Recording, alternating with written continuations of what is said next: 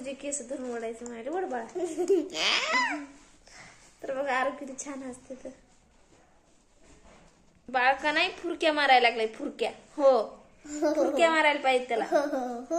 दीदीचे कपडे धरून ओढते बघा. हे केस नाही तर काय पण धरते.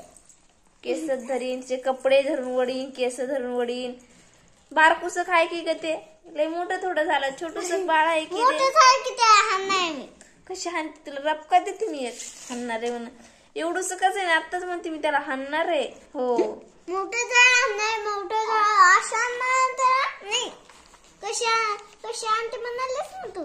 कशी आणते बघ ना मी लपून लपून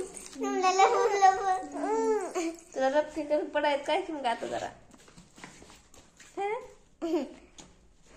हे का नाही.